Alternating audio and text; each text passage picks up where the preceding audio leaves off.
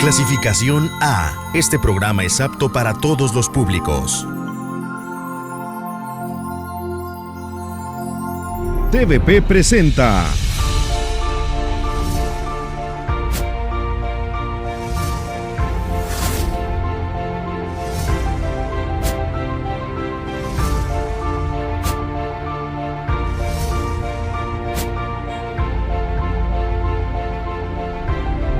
Imágenes del Campo.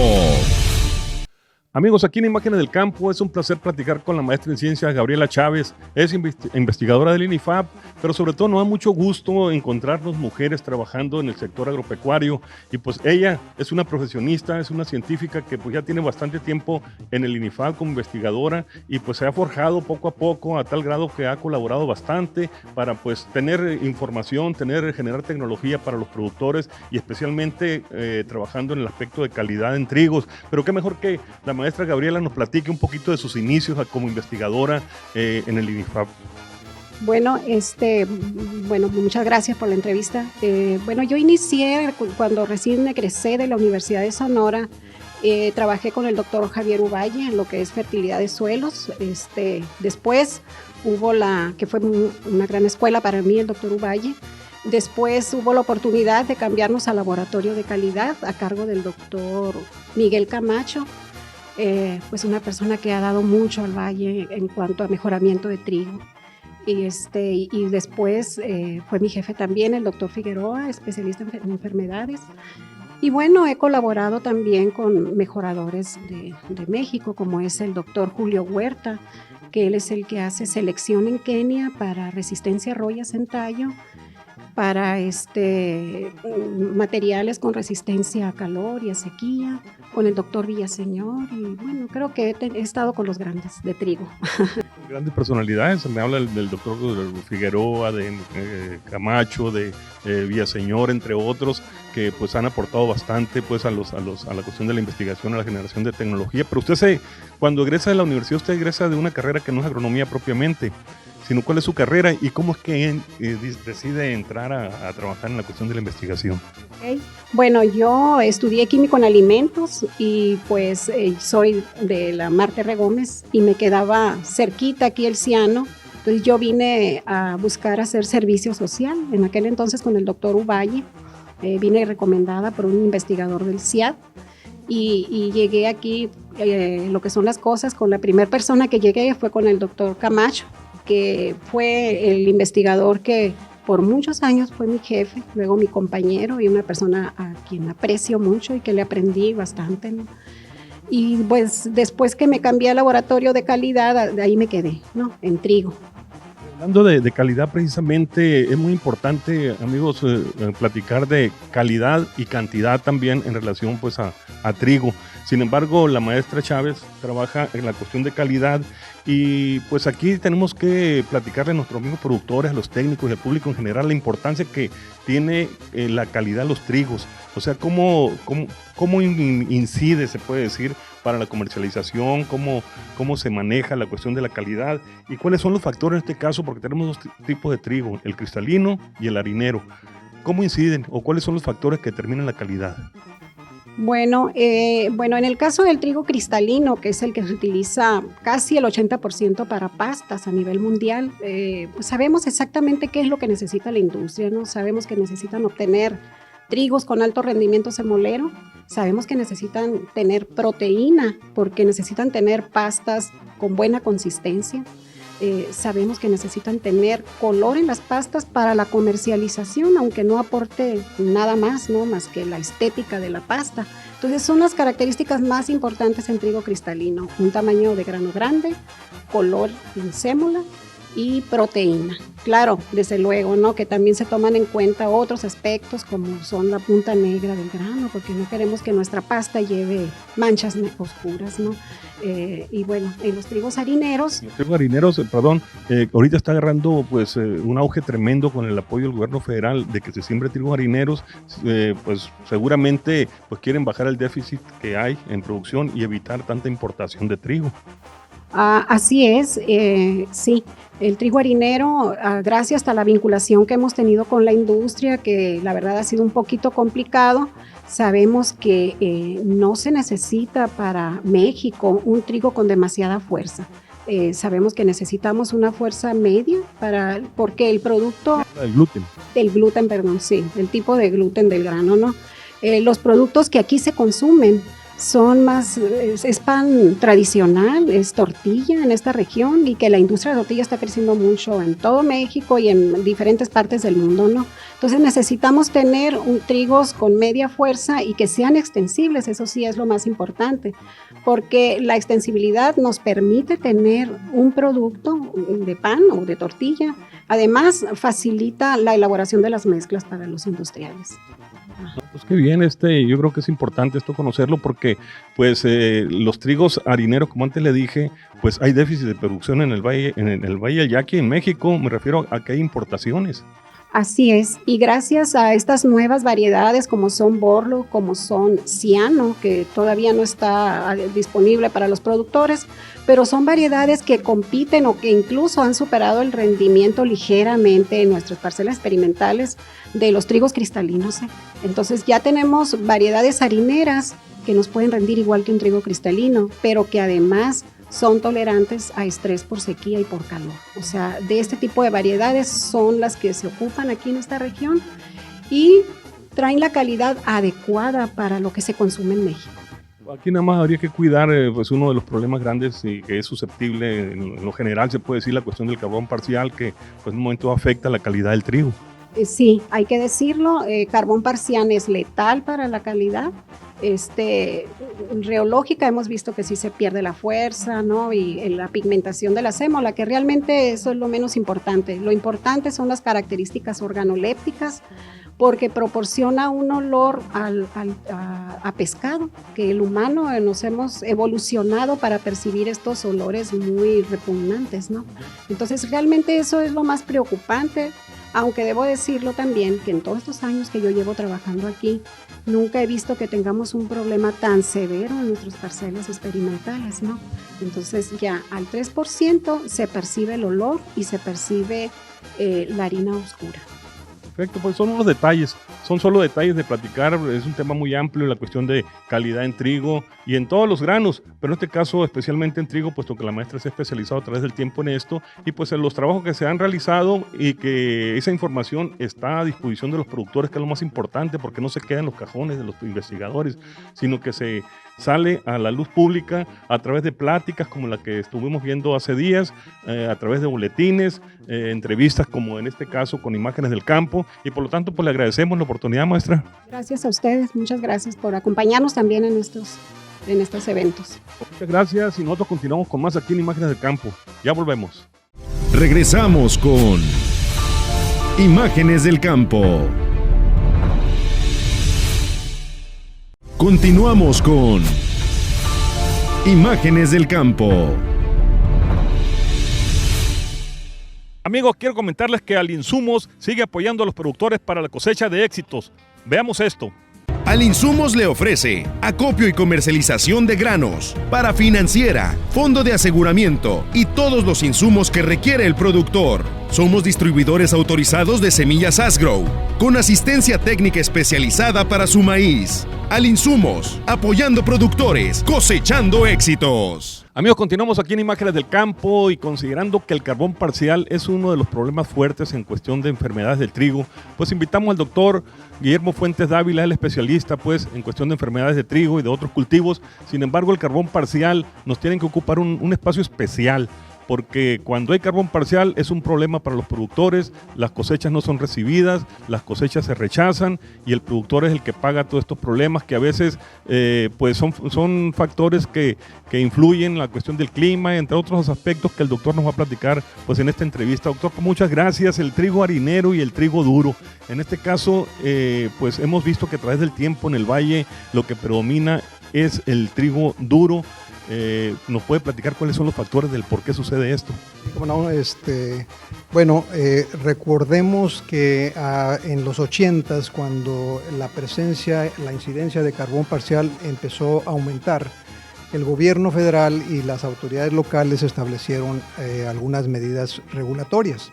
Y entre ellas era minimizar o reducir el hectareaje con el trigo harinero, porque el trigo harinero por naturaleza es más susceptible que el trigo cristalino. De tal manera que los productores iniciaron estas siembras con trigo cristalino, se aumentó el hectareaje y en el transcurso de ese tiempo el productor también se dio cuenta que los rendimientos pues eran muy buenos con el trigo cristalino. Además de que en aquel tiempo la variedad más utilizada era Altar C84 y presentaba resistencia a roya de la hoja.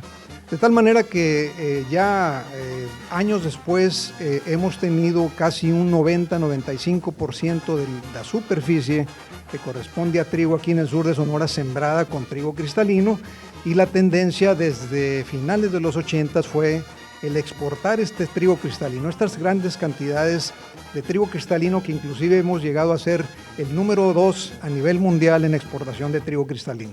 Y eso pues posiciona muy bien al Valle del Yaqui, habla muy bien pues de los trabajos de investigación que se han hecho para reducir ese tipo de problemas, y también habla muy bien de los productores que pues se han animado a esto, y también del gobierno que ha impulsado a los productores a que siembren más cristalinos. Sin embargo, ahora con la nueva administración pública federal se está volteando hacia apoyar los trigos harineros, que la gente siembre harineros, pero están considerando que son más susceptibles para el carbón parcial y entre otras cosas la roya. Así es, bueno, como lo comenté, el trigo harinero por naturaleza es más susceptible al carbón parcial. Ha habido un programa de mejoramiento en colaboración con el Centro Internacional de Mejoramiento de Maíz y Trigo, en donde se ha logrado generar variedades de trigo harinero con tolerancia al carbón parcial, pero no llegan a esa resistencia que tiene el trigo cristalino. Entonces, el gobierno federal actual trae una visión muy importante para tratar de ir a la autosuficiencia alimentaria en varios cultivos, uno de ellos es el trigo. Entonces, están dando apoyos a precios de garantía y se está optando por aumentar el hectareaje con trigo harinero. Sin embargo, como lo mencioné, pues las variedades que tenemos ahorita, aunque han sido mejoradas en relación a las que tuvimos en los 80s, pues no llegan al nivel de resistencia de los trigos cristalinos, y aquí tenemos un problema potencial en cuanto a que sabemos que la enfermedad es endémica, es decir, esta enfermedad no va a desaparecer por la naturaleza del hongo, y esto puede traer consecuencias negativas a los productores. Bien, y en este caso pues es importante que los productores pues también sepan, ante este panorama, ante este contexto donde se trata de impulsar el trigo harinero, pues batallar o convivir con la enfermedad para que sepan y conozcan los síntomas, tanto en espiga como en grano. Nos gustaría que nos recalcara este asunto. Sí, en cuanto a los síntomas de esta enfermedad, los granos generalmente son parcialmente afectados.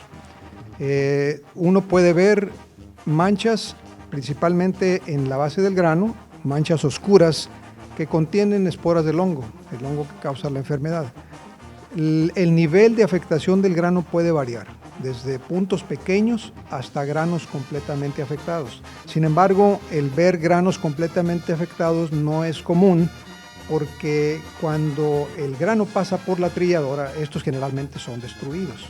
Ahora, el muestreo también se puede hacer en campo, eso estaba hablando en cosecha, pero en campo se pueden hacer chequeos. Sin embargo, si la incidencia, si la presencia de la enfermedad es baja, va a ser difícil encontrar esos granos. En años de los 80s, a final de los 80s, se podía en algunos campos inclusive detectar el olor, ¿sí? Pero si tenemos un año en donde las condiciones ambientales no son propicias para la enfermedad, en campo va a ser difícil encontrar los granos. Esto tendría que hacerse el monitoreo a la hora de la trilla. Pues definitivamente yo creo que el monitoreo resulta de vital importancia para detectar en su momento, pero pues hay veces que los productores lo pueden hacer solamente viendo, como usted dice, revisando, monitoreando y apoyado por las juntas locales de sanidad vegetal, pues se les hace más fácil. Por otra parte, nos habla de factores climáticos. ¿Cuáles son las condiciones que deben de prevalecer para que la enfermedad se pueda presentar? Sí, las lluvias, la humedad relativa alta, los nublados, si se presentan cuando la planta de trigo está en espigamiento, floración, esa es la etapa cuando el hongo puede causar la infección. Entonces, nosotros lo que hemos recomendado es con un manejo agronómico, es decir, siembra en camas con 2 o 3 hileras para que la radiación solar penetre al suelo, que es donde está el hongo. No utilizar grandes cantidades de semilla. El productor generalmente tira alrededor o siembra arriba de 180 kilos por hectárea. Nosotros estamos recomendando la siembra de entre 80 y 100. Y la otra es no utilizar grandes cantidades de nitrógeno, porque estos factores que mencioné traen como consecuencia una mayor cantidad de follaje, que es lo que va a proteger el hongo que está en el suelo. Pues yo creo que está muy interesante esto que nos dice el doctor, porque pues es manejo agronómico. El manejo agronómico pues ya depende pues, no de las condiciones naturales, climáticas en este caso, sino que el manejo del técnico, del productor, y ahí pues donde tienen que estar muy pendientes pues para reducir en gran parte la posible presencia de este hongo y el desarrollo de la enfermedad. Pues vamos a hacer un pequeño corte comercial y regresamos con más aquí en Imágenes del Campo. Regresamos con Imágenes del Campo. Continuamos con Imágenes del Campo. Bien, ya estamos de regreso aquí en Imágenes del Campo platicando con el doctor Guillermo Fuentes Dávila, el especialista pues en fitopatología, y en este caso pues estamos hablando de carbón parcial. Es una enfermedad muy importante que pues los productores deben tener en mente, de que en el momento que se vaya a presentar las condiciones climáticas que facilitan la presencia del hongo, pues realizar algunas acciones. Sin embargo, se puede prevenir, doctor, en un momento dado, algunas prácticas que los productores puedan hacer para evitar ese tipo de situaciones de enfermedades. Sí, claro. Nosotros estamos recomendando algunas prácticas agronómicas que pueden ayudar a minimizar la presencia. Y aparte viene también el componente de la utilización de productos químicos. Mencionamos en el aspecto agronómico la siembra en camas, 2 o 3 hileras. Recomendamos no utilizar más de 100 kilos de semilla por hectárea y también no utilizar grandes cantidades de nitrógeno. Por otro lado, la aplicación de productos químicos, los que funcionan son las aplicaciones foliares. El tratamiento a la semilla, en el caso de carbón parcial, no funciona por la naturaleza, por el ciclo de vida que tiene este organismo. No es como los otros carbones de trigo, en donde un tratamiento a la semilla nos puede proporcionar casi el 100% de control. En este caso, las aplicaciones foliares las recomendamos que se hagan cuando el cultivo está más o menos en un 50% de espigamiento. Hay productos sistémicos muy buenos de triazoles y estrobilurinas, los cuales nos pueden dar una efectividad biológica hasta del 99%. Doctor, por otra parte, pues vemos que un factor, se puede decir, para que se disemine el hongo es el uso de la maquinaria. De una triadora sale de aquí, entra allá, y la veces que los productores no tienen ese cuidado, que viene a ser otro factor de diseminación. Sí, efectivamente. Aquí en el sur de Sonora, en las zonas que están ya afectadas, pues es un ciclo de contaminación continua, porque las triadoras van de un campo a otro. Sabemos que hay empresas que se dedican a traer sus maquinarias, maquilas, y también pues está el sistema de transporte, ¿no? Los camiones que mueven el producto se contaminan las bodegas. O sea, en la zona ya afectada la contaminación es alta.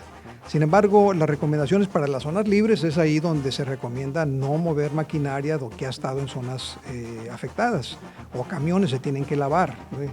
Pero en la zona de nosotros, aquí en el sur de Sonora, pues tenemos un sistema ya altamente contaminado que básicamente es imposible limpiarlo, ¿no? Porque estamos hablando de camiones, maquinaria, triadoras, tractores, implementos agrícolas, bodegas, etcétera, ¿no? Que ya están contaminados con esporas del hongo. Bien, pues este año va a ser un tanto especial, puesto que sí se vislumbra que vaya a aumentar el hectareaje en trigos harineros. Bueno, efectivamente, porque este ciclo anterior, pues ya tuvimos alrededor de 50,000 hectáreas con trigo harinero, y se vislumbra que con la continuidad en los apoyos de garantía se va a incrementar más. de tal manera que estamos ante una situación en donde se ve el peligro potencial de que haya más presencia de carbón parcial, y esto obviamente puede traer efectos negativos al productor. Pues esperemos que por ahí en febrero, marzo, que es cuando empieza la cuestión de la floración, las condiciones climáticas pues no sean ni nublados muy prolongados, mucho menos lluvias, la humedad pues a veces que se va a grandes porcentajes, y pues ahí sí, que nos agarre confesados y buscar la forma de cómo en un momento dado estar trabajando junto con la cuestión de roya, para un momento dado, si es necesario aplicar a roya, que darle raite, se puede decir, el fungicida contra el hongo del carbón parcial. Así es, en efecto. Como comentabas tú, lluvias a finales de febrero, principios de marzo, pues van a ser factores decisivos, ¿no?, para que haya un incremento sustancial en la presencia de la enfermedad. Y lo que hemos recomendado a los productores en el caso de la aplicación de fungicidas, porque acuérdense que también tenemos aquí la problemática de las royas, es de que tratar de esperar en lo que sea posible de que el cultivo esté ya espigado, hacer la aplicación para que de ahí podamos controlar el carbón parcial, las royas y también la posibilidad de que se presente la mancha borrosa. Pues ahí está, muy claro, muy bien explicado por parte del doctor Guillermo Fuentes, pues en la cuestión del carbón parcial, cómo está asociado con la cuestión de roya para un momento del control, cuándo debe ser y cómo debe ser, y generalidades de la enfermedad que usted lo debe tener muy, muy en cuenta, puesto que un año no se parece a otro. Estos son juegos como el béisbol, un juego no se parece a otro, y un año agrícola, un ciclo no se parece a otro ciclo, y no sabemos las condiciones climáticas que se vayan a presentar, que nos vayan a afectar en un momento dado el cultivo, y especialmente en la cuestión de fitopatología, me refiero a las enfermedades. Doctor, pues muchas gracias a ustedes, amigos, muchas gracias por el favor de su atención a Imágenes del Campo. Nosotros lo invitamos para que nos acompañe la próxima semana aquí mismo por TVP. Hasta entonces. TVP presentó